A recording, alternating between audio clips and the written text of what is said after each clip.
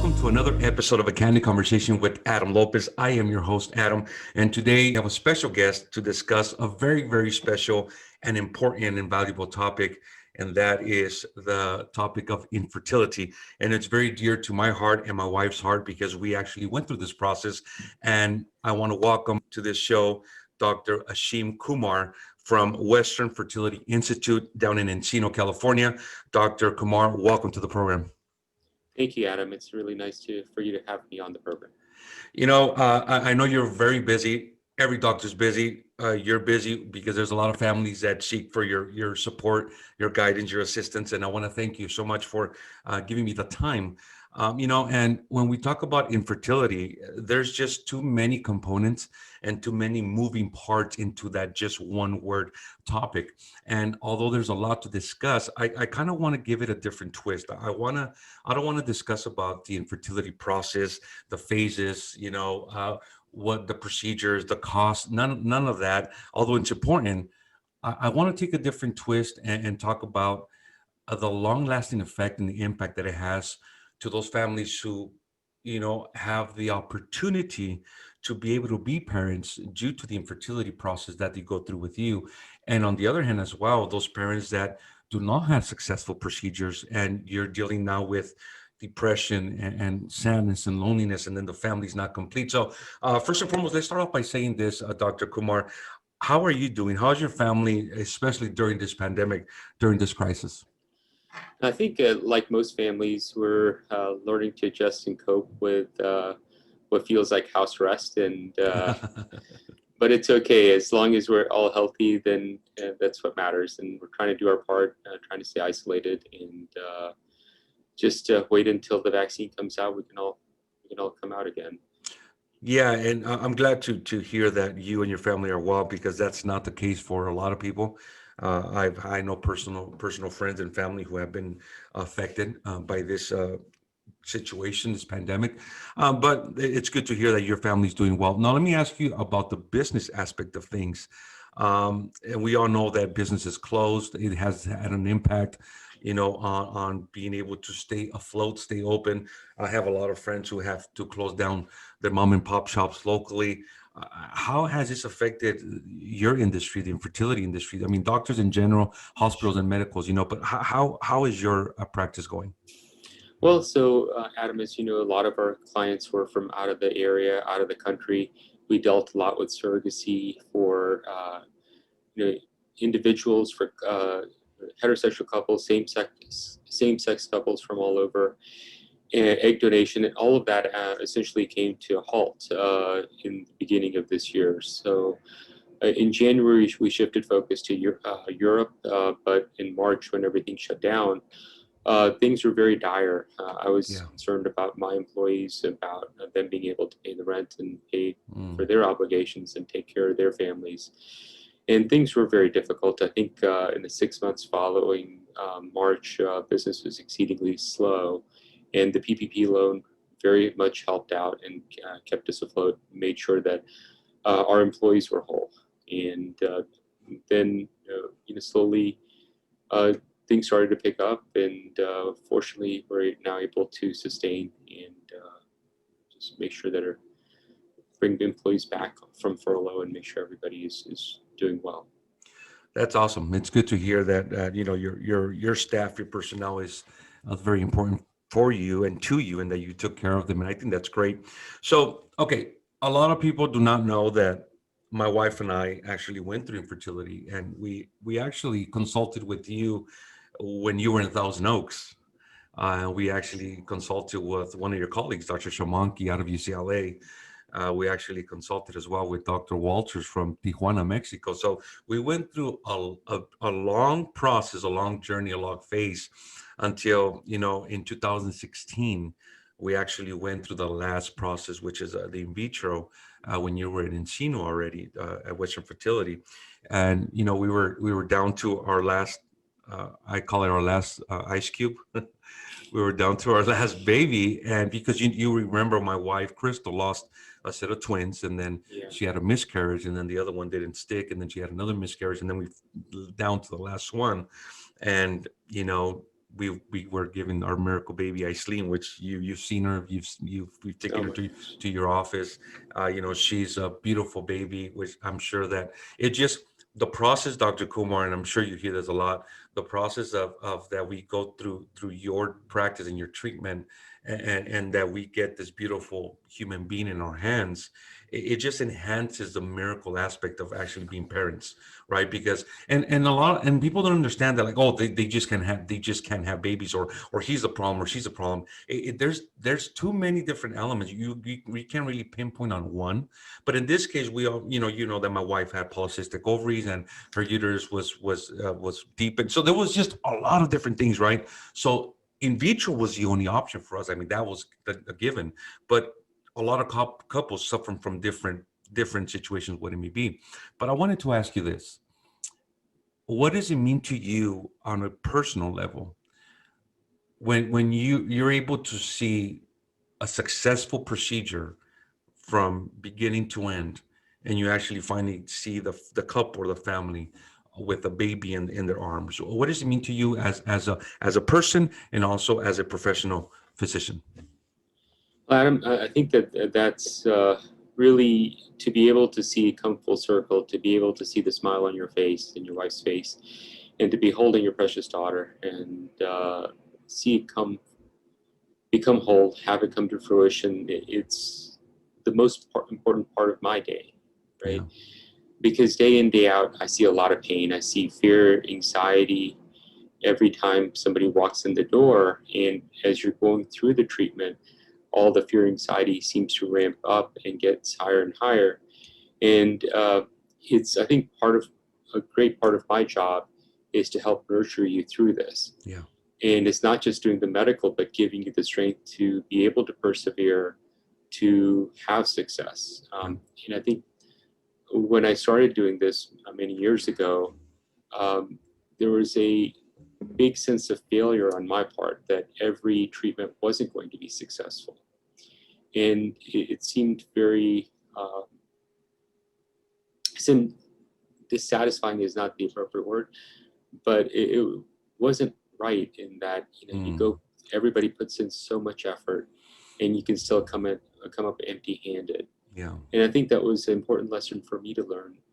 And I learned it from watching you, was the idea of perseverance, the idea of creating community, Yeah. of being there for each other. And I think that to me has become a big focus. And that's palpable when you know the people care about you, they have your best interest in your heart, and they're going to help you through it. Then you can go through a lot more and actually give yourself the chance to succeed. So that's been tough for me, is to find that balance, because I do want to care. I do want to be emotionally involved and Yeah. connected. But that does mean that there are days that I just feel demoralized, and there might be a miscarriage or something, as you mentioned. You just come home and you just feel like, what could I have done different? What, Yeah. um, the kind of the meaning of it all. Yeah. But then you also have those days where you beat the odds in an incredible way, and there's great joy. And so my feeling is that, or the way I've come to look at it, is that this is going to be a journey, and along the way we will have hurdles, we'll have a curvy path. But if it ends well, then I know that it's been successful. And that, for me, is more focused on the long term of Yeah. creating treatment plans that allow for that, and also just staying connected, because Yeah. although uh, emotionally puts me through the highs and lows that you guys go through, Yeah. but I think that in order to do my best for you, if I get emotionally disconnected, then I'm not I'm not there anymore, Yeah. right? I'm just going through the motions. That's very interesting, and that's why I wanted to ask you these questions, because it's always good to hear the perspective of the doctor, because you bring up very good points of the emotional connection. And we're speaking with Dr. Kumar from Western Fertility Institute out in Encino, California. Dr. Kumar, I can be the first one to say that going through this journey of infertility especially for my wife, Crystal, it's very emotionally, physically, and at times financially draining, and it just takes a different toll on life and what you want to achieve. Some couples want to be parents. That's their strongest desires to be parents, and sometimes a life or God or whatever they believe in, it doesn't have that in the plans for them. But my next question to you is this: and you briefly talked about the balance, right? Of sometimes there's the miscarriage and the negative impact. How have you managed to be able to tell yourself, like, hey man, it's not your fault. It's not your fault, as a doctor. It's like, I'm sure that sometimes, like you said, you want to achieve 100% success, but when it doesn't happen, and then you have families who have tried and tried and tried, and they're down to their last embryo, and it just doesn't stick, and they're broken, and they're devastated. I'm sure there's still a sense like, what could I have done something better? Is it my fault, right? How do you manage that? Because I'm sure that it's detrimental to you as well. And not only you, but any physician or any doctor who loses somebody on the operation table. But in your case, it's a family who cannot see that fruition come through of a baby. How do you manage that, Dr. Kumar? Well, I think that it's understanding grief, right? Yeah. When I was in my early 20s, my father passed away, and my aunt gave me a book by Kubler-Ross, and it was the stages of grief, the stages of loss, and that's what we go through. The denial part, that's fairly easy, because when you see that negative pregnancy test or you see that miscarriage, there's the denial goes out the window. Yeah. Get the guilt, the anger, depression, and I think those emotions come at you rapid fire, and it's hard to make sense of it. And for me personally, it's been to be more self-aware, to be aware of those emotions, that they exist, and to be on the lookout for them, and to be able to say, hey, you have to do your part, and also to continue to be there, because it's not just me. Yeah. The parents are going through it even worse. Yeah. Correct. Right? But that's when that community really matters. When we know that we're there for each other, then we can persevere, and we can move forward. It's hard. We've had many patients who have been to the point where they've gone through miscarriage after miscarriage, and they just don't want to do it anymore. We had a Yeah. couple from Australia. They had multiple miscarriages. They came here.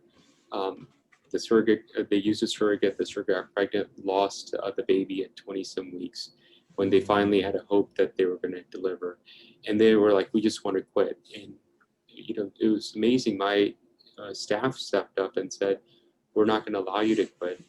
We're going to do this. We're going to be the support team for the surrogate. We'll call you when it's time to fly over and pick up your baby." Wow. And that's exactly what happened. So they were able to complete their family, but they didn't know that they were pregnant, that they were going to have a baby until about a week before the due date. Wow. And so those kind of things happen where it is where we have to step in. We have to be the inner strength. And there's times financially where we'll be like, hey, if this works out, then you pay your bill. If it doesn't, you don't owe us anything. Yeah. And it's not that we can do that for every case, but and you see families go through so much, suffer so much. And unfortunately, there is that stigma still associated with infertility that shouldn't be.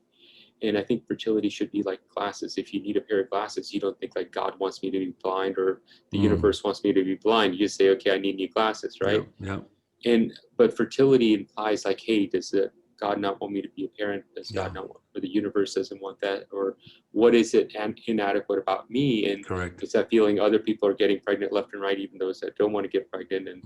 And so all of those emotions come up. And I think in the past, I didn't discuss them enough. And now I openly discuss them, because I think when we pack them into our subconscious, they come up in really negative ways. Yeah. But if we bring it out in the open, we discuss it openly and freely, and say, hey, this is like any other medical ailment, like having high blood pressure, needing glasses, whatever.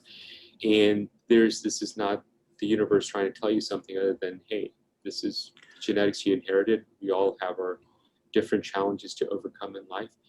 And that's what defines us. It's not the good times, how we party, but it's the hard times, how we persevere through it, how we stand together and help each other. Wow. We've been speaking to Dr. Kumar from Western Fertility Institute in Encino, California. And I'm having a great time just listening to Dr. Kumar because you give a different perspective that pretty much sums up the whole experience of the infertility. And I got to say something. I got to commend you for an excellent staff, Dr. Kumar. You have some of the fine class staff that really took care of us when we were there, especially with Crystal. I mean, their follow up, their passion to really genuinely care for the patients. We felt that, and I just personally want to say that it was very, very gratifying to go through the process through your practice, through your institute, just because you made it much easier. Because in addition to the whole emotional roller coaster and just being tired and devastated, you know, to have to deal with a very difficult or snobby or giving attitude staff, it doesn't help the equation. But your staff was amazing, and they continue to be amazing. And not to say also that no other clinics are great staff, because I'm sure they are, but we had the experience with you. So I want to thank you personally for what we went through with you guys. Thank you, Adam. I think a lot of it is you, and I can't stress how important that is that what you bring into the situation is what you get out of it, Yeah. right?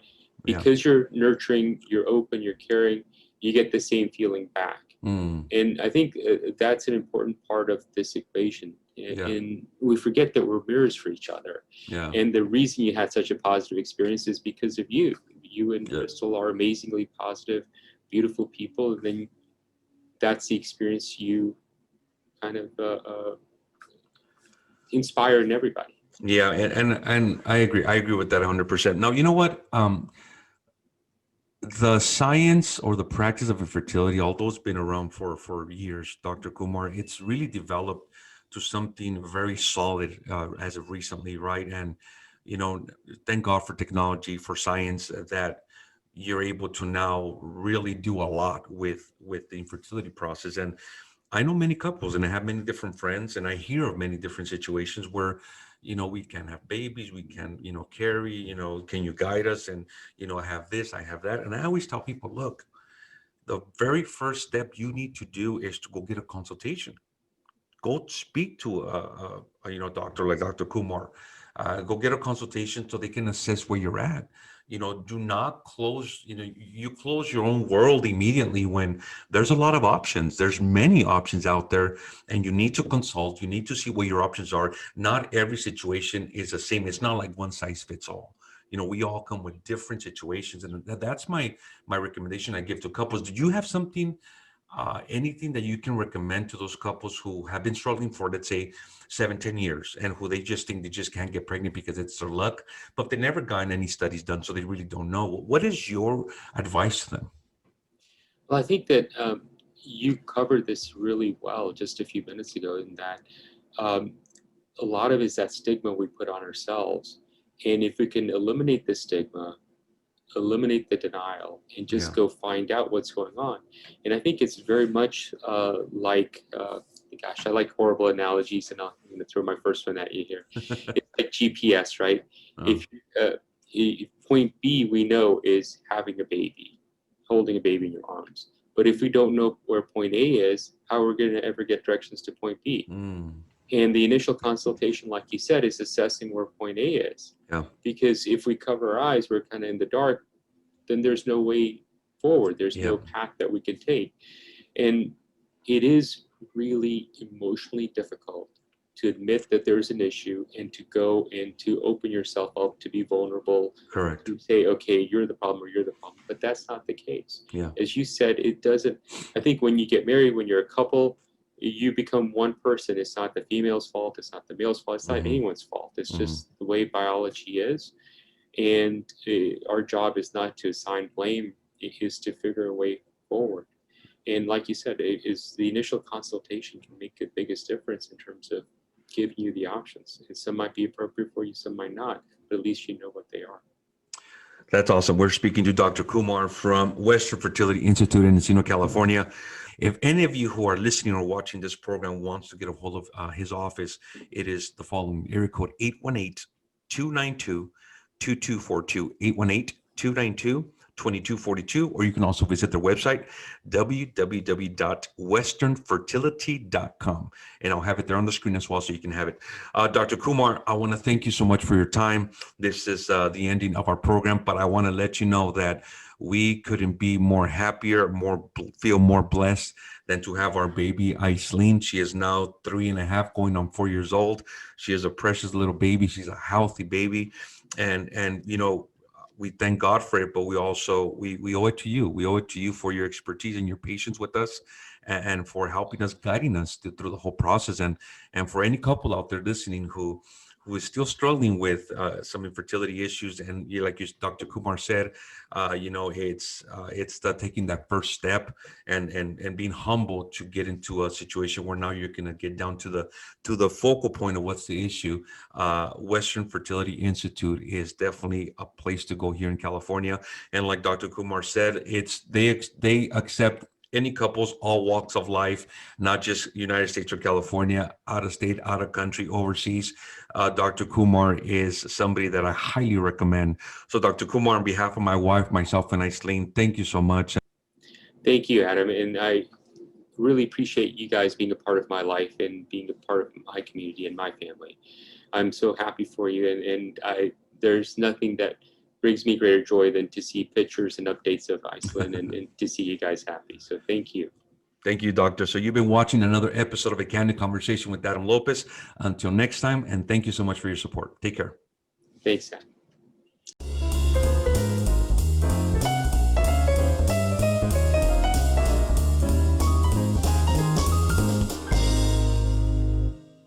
Hello, friends. This is Adam Lopez from A Candid Conversation with Adam Lopez.